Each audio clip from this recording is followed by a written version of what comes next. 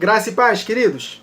Vamos dar continuidade à nossa série acerca do Evangelho segundo escreveu João. Eu confesso aos irmãos que eu estou muito feliz com esta série, estou muito empolgado. Eu creio que Deus vai falar poderosamente aos nossos corações. Eu já tenho uma certa experiência com esse Evangelho em si, em termos de fazer uma exposição dele. Conforme até disse para os irmãos no último vídeo, que eu gravei esta série que durou 136 partes, via WhatsApp, pela lista de transmissão em áudio, e cada mensagem durava mais ou menos 50 a 1 hora, e foram 136 partes, foi quase um ano de meditação nesse Evangelho, e Deus nos revelou coisas tremendas, e eu quero agora aqui compartilhar com os irmãos pelo canal do YouTube. É claro que nós vamos condensar, não vai ser essa quantidade toda, mas eu peço aos irmãos que escutem a mensagem com atenção, para que vocês possam pegar verdades tremendas que estão aqui, que vai mudar a vida de vocês. O meu entendimento espiritual, depois que eu estudei o Evangelho de João, depois que o Senhor me revelou tantas verdades nesse Evangelho, o meu entendimento espiritual é outro. A consciência da habitação de Jesus e do Pai aumentou ainda mais. Foi através do Evangelho de João que foi checkmate no entendimento de que a divindade só é composta pelo Pai e pelo Filho. Para mim, o Evangelho de João é o Evangelho que elimina todas as dúvidas concernente à Trindade.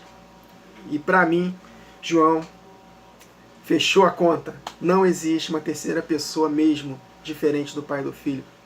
Que o Espírito Santo nada mais é hoje do que a comunhão do Espírito do Pai e do Filho. Essa comunhão do Espírito que está em nós, que é o Espírito Santo. Ao longo da série, os irmãos vão compreender isso quando nós começarmos a meditar do capítulo 13 ao capítulo 17. O último discurso, os últimos momentos de Jesus antes dele ser preso. E ali nessa conversa nós podemos conectar, e lá nessa conversa de Jesus, do capítulo 13 ao 17 de João, nós vamos aprender de fato quem é esse Consolador. Com certeza não é uma terceira pessoa.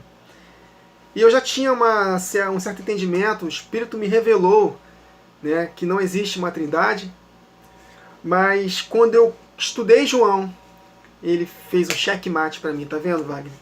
Não é uma terceira pessoa diferente do Pai e do Filho. Mas, ao longo da série, nós vamos compreender isso. Não se assustem com essas verdades. Eu me assustei quando o próprio Espírito foi me revelando aos poucos quem era ele. Mas a palavra de Deus é tremenda, meus irmãos. Quando nós abrimos nosso coração para a palavra, quando nós clamamos a Deus por entendimento, Ele nos revela coisas grandes e ocultas que nós não sabemos. E é nesse mesmo Espírito de Jeremias que estamos meditando aqui, uma das características da igreja do tempo do fim, esse espírito que atuou em Jeremias, tendo como base os versos 13 a 22 de João capítulo 2, em que Jesus fez uma limpa na porta do templo. Estamos meditando em Jeremias, e nesse mesmo espírito, nessa mesma vibe, Jeremias escreveu lá no capítulo 33, clamas a mim e responder-te-ei, e anunciar-te-ei coisas grandes e ocultas que não sabes. Meus irmãos, é maravilhoso ter comunhão com Deus. Ele vai se revelar. Ele quer se revelar para nós. E como estamos vivendo no período de maior apostasia, então essas verdades vão acabar assustando muita gente, mas não é uma revelação nova. É uma restauração de verdades que foram perdidas ao longo dos séculos. Então, não estamos aqui falando nenhuma revelação nova. Amém, meus irmãos? Simplesmente resgatando aquilo que foi perdido. A simplicidade das Escrituras e as suas conexões. Meu Deus, muito obrigado, Jesus, por esse momento de estar aqui em Teu nome para ministrar a Sua palavra, Senhor. Tudo que nós te pedimos. Espírito de sabedoria e de revelação no pleno conhecimento Teu. Ilumina, Senhor, os olhos do nosso coração, Pai, para que possamos contemplar as maravilhas da Tua lei. Nós tributamos a Ti toda a honra, toda a glória e todo o louvor. A inspiração é Tua. És Tu que nos dá essa revelação. Todos os tesouros da sabedoria e da ciência estão escondidas em Ti, Jesus. e nós estamos cavando, e o Senhor está se manifestando para os seus pequeninos nesse tempo do fim. Feliz é aquele que der ouvidos. Quem tem ouvidos, ouça o que teu Espírito está dizendo, Senhor Jesus. Portanto, alcance os corações famintos. Alcance os corações que têm um espírito humilde, quebrantado e ensinável, Senhor Jesus. Que não olha as aparências, como o Senhor mesmo combateu tanto com os fariseus, que olhavam as aparências, que menosprezaram a tua pessoa porque o Senhor veio de Nazaré. Mas o Senhor veio de Nazaré, mas confundiu as coisas sábias. O Senhor fez coisas maravilhosas, Senhor Jesus, porque os homens eles julgam pela aparência, mas o Senhor julga conforme o coração. E o Senhor está aqui disposto a usar qualquer um que esteja disposto a se entregar de coração para a sua palavra. E essa é a nossa vida, Senhor Jesus. Essa é a nossa vida, nos entregar para a tua palavra. Sem a tua palavra nós não somos nada, Senhor. Muito obrigado, Senhor Jesus. Seja engrandecido. Exaltamos o teu nome e a sua palavra acima de todas as coisas. Por causa dessa palavra, nós devemos estar dispostos a até mesmo perder a nossa própria vida. Vai, Senhor Jesus, moldando o nosso coração, nos apertando cada vez mais com o teu amor. E nós te pedimos, Senhor, perdão pelas nossas falhas, porque nós não somos perfeitos, mas estamos em fase de aperfeiçoamento, de santificação, para que possamos alcançar o objetivo final da nossa fé, salvação definitiva das nossas almas. Que nós possamos nos esforçar cada vez mais para entrarmos nesse reino milenar. Que nós não possamos nos conformar em só ser salvos eternamente depois do milênio, não, Senhor. Que nós possamos sim lutar para que possamos ter um galardão, uma recompensa, para ter o privilégio e o prazer de reinar contigo no milênio, Senhor Jesus, governando sobre as nações. Muito obrigado, Senhor Jesus. Muito obrigado. Amém, queridos? Vamos lá, dando continuidade. Então estamos lendo a seguinte porção. Essa é a quarta parte desta porção de João capítulo 2, versos 13 a 22. Estando próxima a Páscoa dos judeus, subiu Jesus para Jerusalém e encontrou no templo os que vendiam bois, ovelhas e pombas, e também os cambistas assentados. Tendo feito um azorrague de cordas, expulsou todos do templo, bem como as ovelhas e os bois, derramou pelo chão o dinheiro dos cambistas, virou as mesas e disse aos que vendiam pombas: tirai daqui estas coisas, não façais da casa do meu pai casa de negócio. Lembraram-se os seus discípulos de que está escrito no Salmo 69, o zelo da tua casa me consumirá. Perguntaram-lhe, pois, os judeus: que sinal nos mostras para fazeres estas coisas? Jesus lhes respondeu: destruí este santuário, e em 3 dias eu reconstruirei. Replicaram os judeus: em 46 anos foi edificado este santuário, e tu em 3 dias o levantarás? Ele, porém, se referia ao santuário do seu corpo.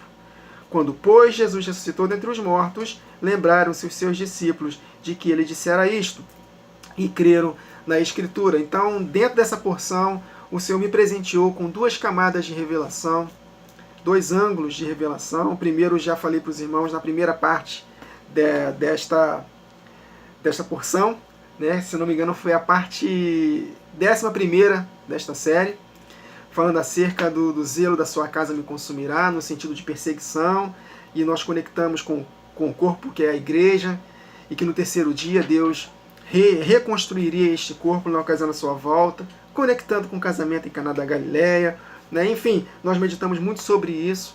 Depois nós falamos acerca da 2ª camada de revelação, que é o que vamos gastar mais tempo. Estamos meditando em alguns textos de Jeremias para profetizar a limpa que vai acontecer na casa de Deus antes da volta de Jesus. Em especial, meus irmãos, na ocasião em que vamos experimentar da chuva serôdia, do grande e maior avivamento que está por vir, e que a igreja vai tocar trombetas na última semana de Daniel, nos últimos 7 anos da humanidade antes da volta de Jesus, no início da 2ª temporada das festas, que é a festa das trombetas, em que a igreja tocará as 7 trombetas de Apocalipse, e no soar da última trombeta o Senhor Jesus vai sair do Santo dos Santos, vai expiar nossos pecados.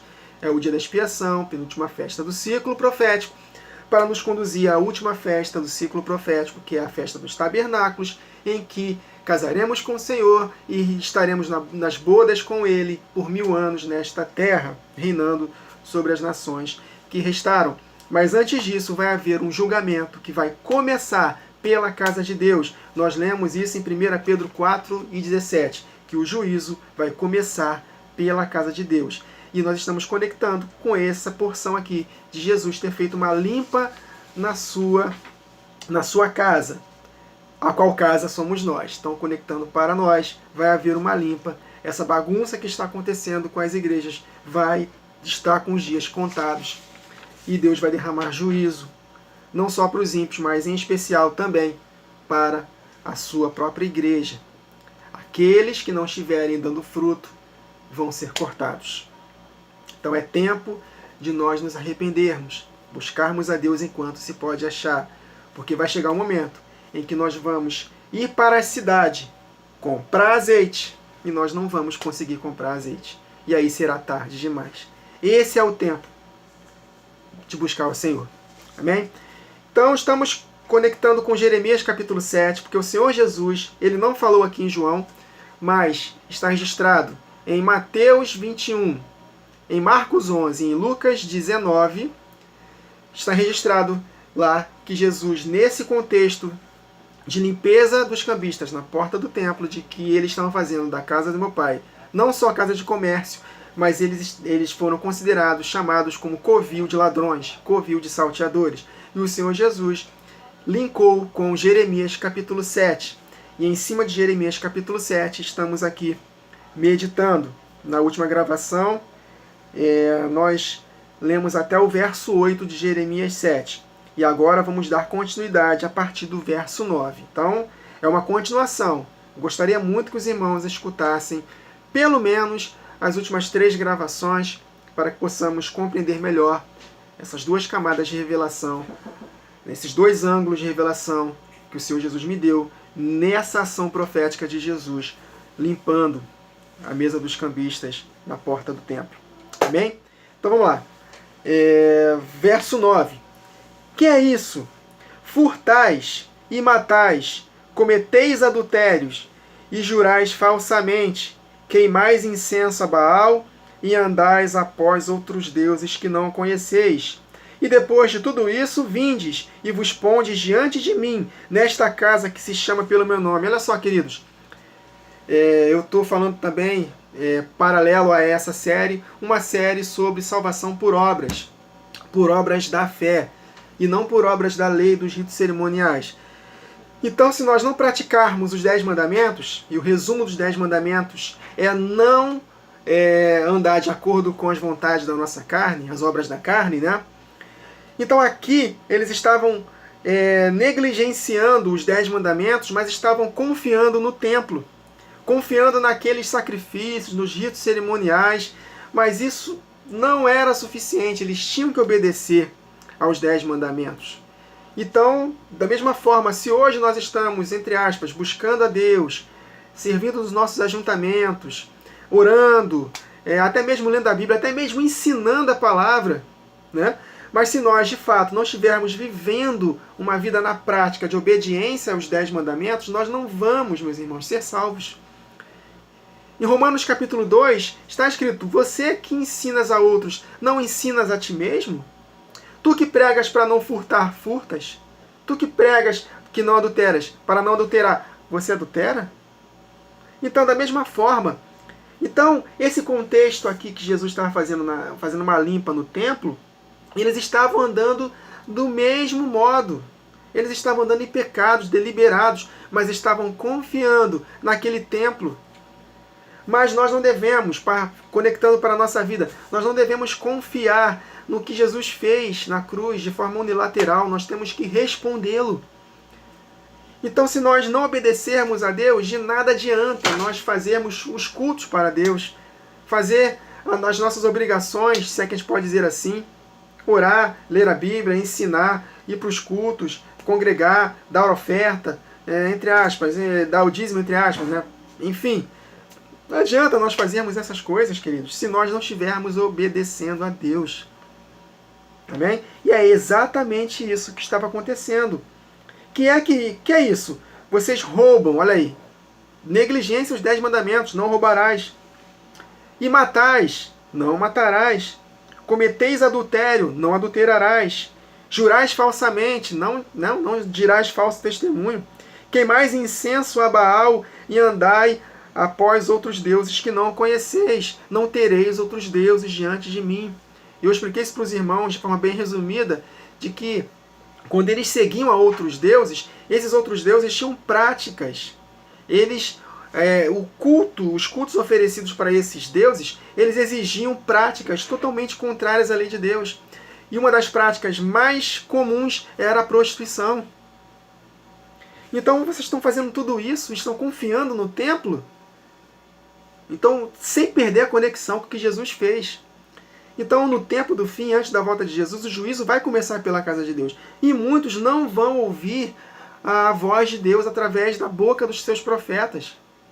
E por não responder, serão julgados. Vide Ananias e Safira. Aí ele continua, verso 10 ainda. E dizeis, a despeito de tudo isso, né? Que vocês furtam, matam, cometem adultério, juram falsamente, queimam incenso a Baal e andais após outros deuses. E depois vocês venham e se põem diante de mim nesta casa que se chama pelo meu nome. Olha aí, o templo de Deus. E dizeis, estamos salvos. Não é exatamente isso que tem acontecido hoje?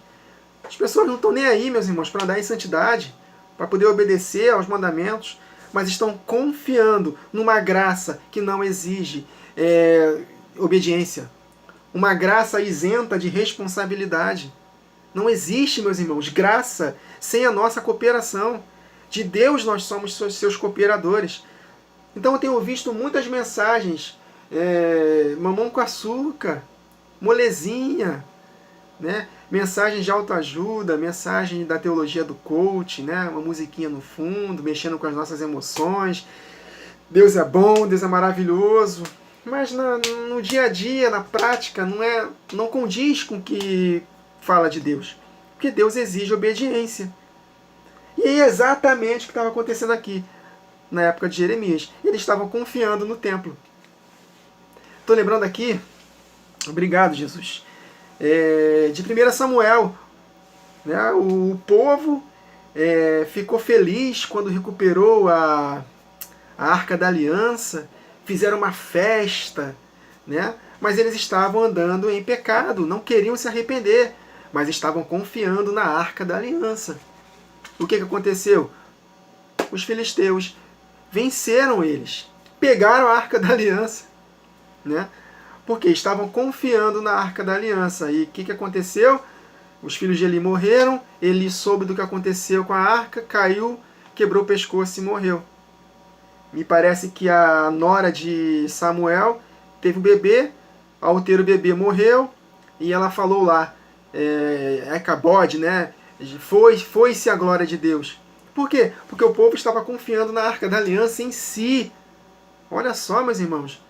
Mas não estavam andando em obediência. Morreram. Da mesma forma, nós não devemos confiar na graça de Jesus em si. Nós temos que responder a esta graça. Amém, meus irmãos? Não se deixe enganar. Deus é amor, mas também é justiça. Considerai a bondade e a severidade de Deus. Bondade para aqueles que permanecem nele, obedecendo a ele. É isso que ele fala em João capítulo 15. Se me obedeceres, permanecerão do meu amor, assim como eu obedeço aos mandamentos do meu Pai e no seu amor permaneço. Agora, se nós não perseverarmos em obedecer, seremos cortados, experimentaremos da sua severidade.